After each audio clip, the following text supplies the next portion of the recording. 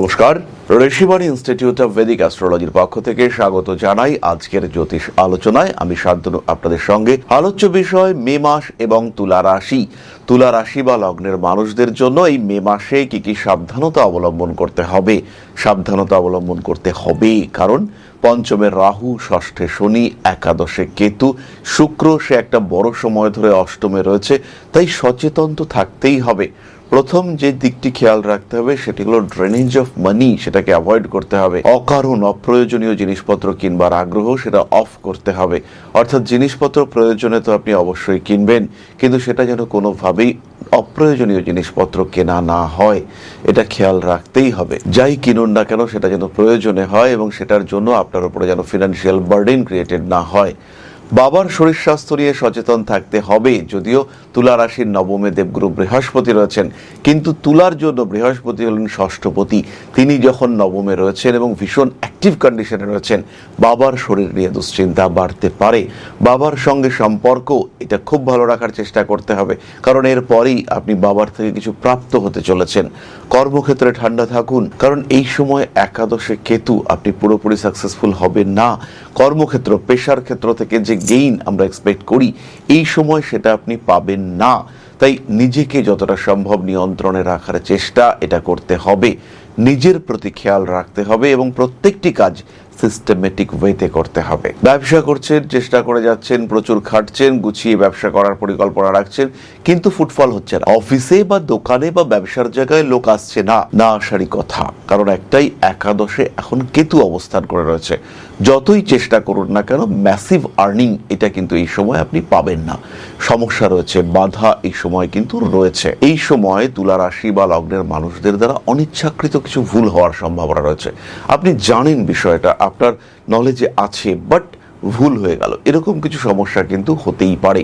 এরকম কিছু অস্থিরতা, এরকম কিছু জটিলতা সেটা আপনার জীবনে আসতে পারে এবং তার কারণে আপনার জীবন কিন্তু বেশ অস্থির হয়ে উঠতে পারে। এই সময় যদি বাড়ি পরিবর্তন করতে চান, সাবধান হতে হবে বাস্তুর ক্ষেত্রে। প্রত্যেকটা বিষয়ে খেয়াল রাখবেন, বিশেষ করে ওয়াশরুম, টয়লেট, বাড়ির ব্রহ্মস্থান মানে মাঝখানটা, সেই জায়গাটা খেয়াল রাখবেন।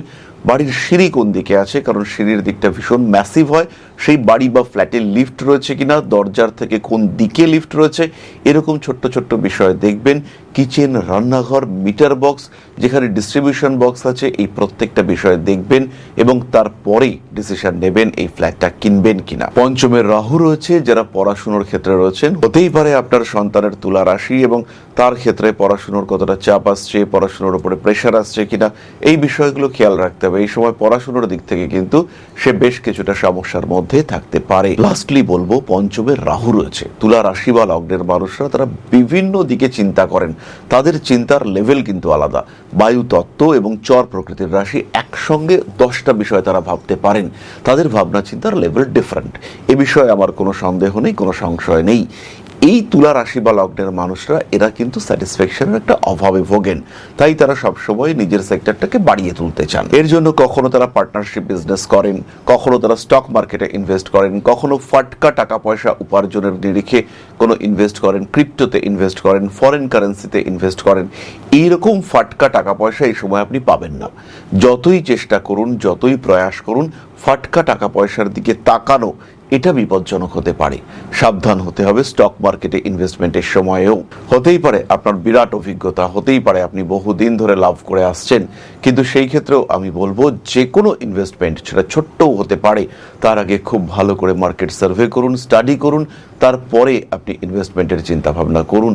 সমস্যা আসতে পারে, তীব্রভাবে সমস্যা আসতে পারে, এবং যে কোনো কমার্শিয়াল ফিল্ডে আপনি থাকুন না কেন, সেখানে কিন্তু প্রপার ইনভেস্টমেন্ট এটা অবশ্যই করা উচিত। ভেবে চিন্তে ইনভেস্টমেন্ট করা উচিত, না হলে কিন্তু টাকা পয়সা আটকে যেতে পারে, নষ্ট হতে পারে, বিপদে পড়তে পারেন আপনি। এরপরে আমরা চলে আসবো নক্ষত্রের আলোচনায়। তবে তার আগে বলি, কলকাতা, দুর্গাপুর বা আগরতলার মতো এবার আমরা থাকছি ঝাড়খণ্ডেও, অর্থাৎ জামশেদপুরেও আমাদেরকে পাওয়া যাচ্ছে। প্রত্যেক মাসে আমরা জামশেদপুরে থাকবো। মে মাস থেকে জামশেদপুর চেম্বার শুরু হচ্ছে। জামশেদপুর চেম্বার প্রথম দিন সম্পূর্ণ নিখরচায় আমার সঙ্গে কথা বলতে পারবেন, কোনো ফিজ ওই দিনকে লাগছে না, সরাসরি এসে আমার সঙ্গে দেখা করতে পারবেন। আর যারা জ্যোতিষ শিক্ষায় শিক্ষিত হতে চাইছেন, যারা এটাকে শিখতে চাইছেন, পেশা হিসেবে নিতে চাইছেন, এটা অসাধারণ একটা প্রফেশন এবং অত্যন্ত পজিটিভ ভাইবস ক্রিয়েট করে এই প্রফেশন। নিজের দুঃখ ভুলে শান্তিতে মানুষের সঙ্গে অ্যাটাচড হয়ে থাকা যায় এই প্রফেশনে। সুতরাং যারা এই শাস্ত্রকে ভালোবাসেন বা এই শাস্ত্র সম্পর্কে জানতে চাইছেন, হতে পারে আপনি এটাকে প্রফেশন করবেন না, কিন্তু তাও বেসিক নলেজ থাকা উচিত।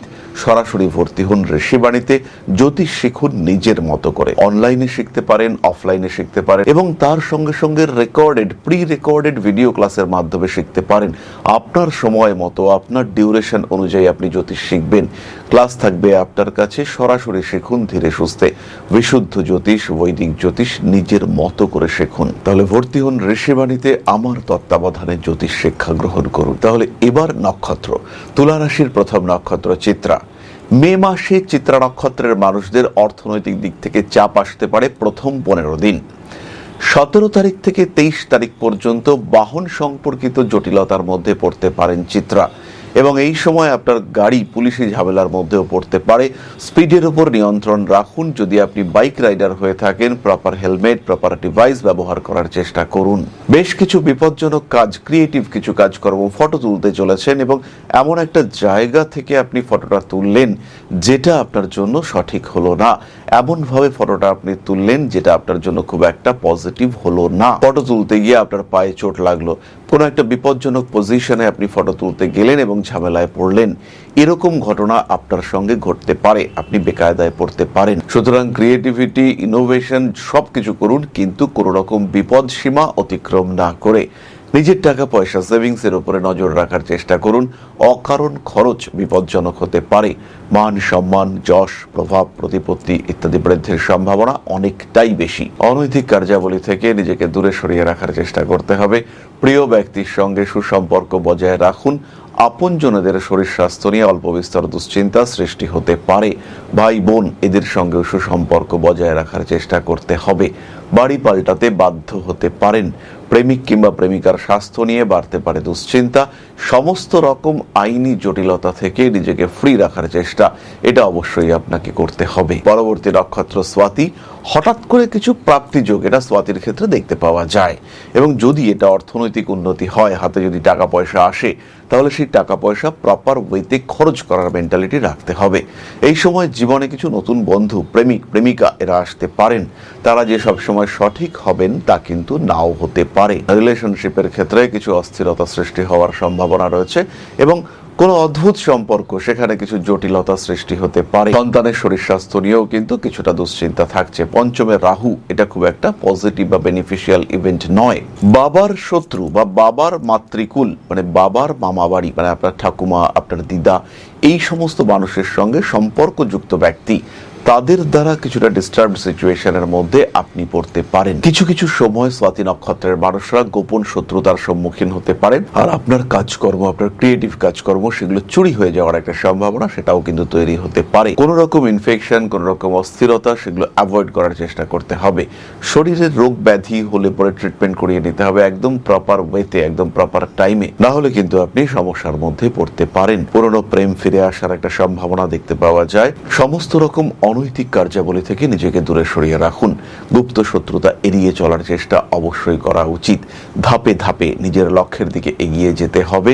কাজকর্মের সুযোগ আসবে, এই বিষয়ে কিন্তু ভরসা রাখা যায়। তবে কেউ কাজকর্মের সুযোগ দেবে এবং তার মাধ্যমে পয়সা দিতে হবে, এটা কিন্তু ঠিক নয়। পরিশেষে স্বাতী নক্ষত্রের মানুষদের জন্য বলবো, চাকরির ক্ষেত্রে খুব মাথা ঠান্ডা রাখুন। যারা প্রাইভেট জব করছেন তাদের ক্ষেত্রে কিন্তু শত্রুতা প্রচন্ডভাবে বেড়ে উঠছে। আপনি বুঝতেই পারছেন না, জানতেই পারছেন না কখন আপনাকে কোম্পানি সরিয়ে দেওয়ার পরিকল্পনা করছে। মাথা ঠান্ডা রাখুন। জবের জায়গা, চাকরির জায়গা, সেখানে ভীষণ সাবধানতা অবলম্বন করুন।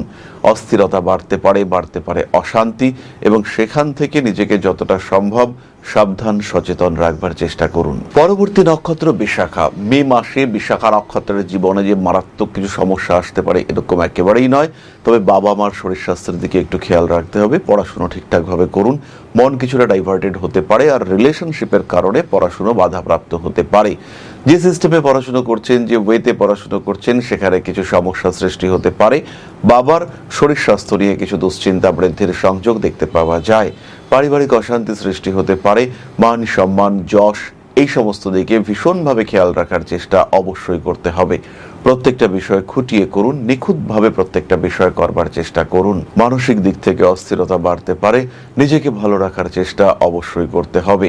আসতে পারে গোপন শত্রুতা, যে কোনো জটিলতা, যে কোনো সমস্যা সেগুলো অ্যাভয়েড করে চলার চেষ্টা করতে হবে এবং বাহন সম্পর্কিত ক্ষেত্রে অবশ্যই আপনাকে সচেতন থাকতে হবে। টাকা পয়সা দেওয়া নেওয়ার ক্ষেত্রে ভাবনা চিন্তা করুন, পেপারস দেখুন, ডকুমেন্টস রাখুন, রেখে তারপরে পে করবার চেষ্টা করুন। ভুল হতে পারে জীবনে, সেই ভুল শুধরে নেওয়ার চেষ্টা অবশ্যই করতে হবে। সুতরাং মে মাস, তুলা রাশি, তার 3 নক্ষত্র, কোন কোন দিক থেকে একটু সাবধান থাকতে হবে তার একটা সাধারণ ধারণা আমরা প্রাপ্ত হলাম। এরপরে আমরা চলে আসব পরবর্তী পর্যায়ে, অর্থাৎ আপনাদের প্রশ্নে জ্যোতিষের উত্তর নিয়ে কথায়। তবে তার আগে একটা ছোট্ট বিষয় আপনাদের সঙ্গে শেয়ার করতে চাইব। জীবনে বারবার প্রচেষ্টা আপনার ব্যর্থ হচ্ছে, চাকরি পাওয়ার জন্য দীর্ঘদিন ধরে চেষ্টা করছেন, সাকসেস আসছে না, কোনো একটা বিশেষ বিষয় প্রাপ্তির জন্য লড়াই করে যাচ্ছেন, লোনের জন্য অ্যাপ্লাই করছেন, লোন স্যাংশন হচ্ছে না। হতে পারে এটা আপনার প্রচেষ্টার অভাব রয়েছে, আবার এটাও হতে পারে যে এটা আপনার দুর্ভাগ্য। কোনো না কোনো কারণে গ্রহ অবস্থান আপনাকে সাপোর্ট করছে না, কোনো না কোনোভাবে আপনার বাড়ির উত্তর দিকটি ডিস্টার্বড হয়ে রয়েছে, অথবা কোনো না কোনোভাবে আপনার নাম সরাসরি রাহুর সঙ্গে কমিউনিকেট করেছে।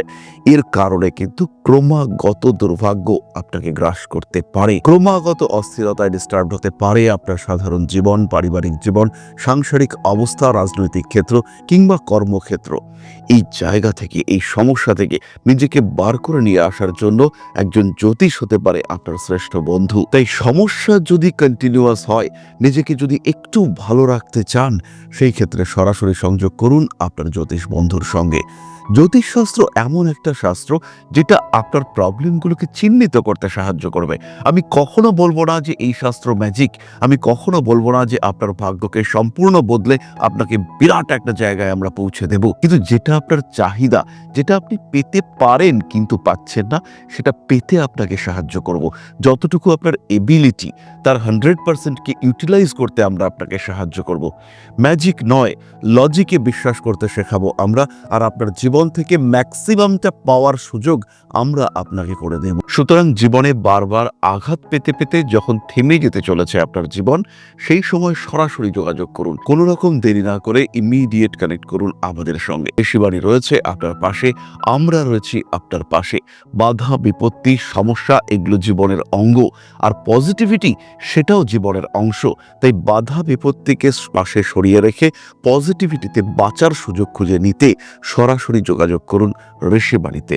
ভাগ্যের পরিবর্তন সম্ভব, পজিটিভলি সম্ভব। ভালো থাকাটা এমন কিছুও কঠিন বিষয় নয়, তাই আপনি এটা অবশ্যই অ্যাচিভ করতে পারেন। শেষ হয়ে যাওয়ার আগে আরেকবার চেষ্টা করতে খুব একটা ক্ষতি নেই।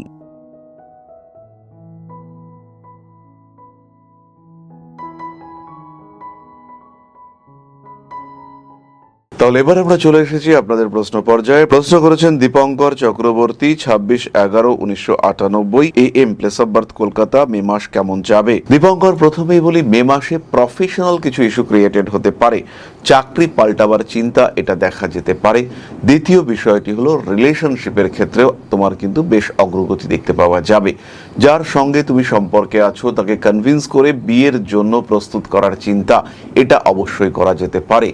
মে মাসে একটা পরিকল্পনা করা যেতে পারে যে শীতকালে তুমি বেড়াতে যাচ্ছ, সেই পরিকল্পনাটা কিন্তু অবশ্যই মে মাসে করা যেতে পারে। আর এই মে মাসেই বাঁ পায়ে অথবা শরীরের পেছনের দিকে আঘাত প্রাপ্তির একটা সম্ভাবনা রয়েছে, তাই সেদিকেও তোমাকে খেয়াল রাখতে হবে।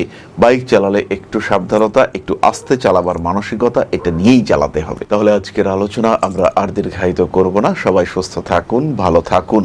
মা শ্রী শ্রী আদিশক্তির পূর্ণ আশীর্বাদ বর্ষিত হোক আপনাদের উপর। সমৃদ্ধ, আরো সমৃদ্ধ হয়ে উঠুক আপনাদের প্রত্যেকের জীবন। জয় মা আদিশক্তি। নমস্কার।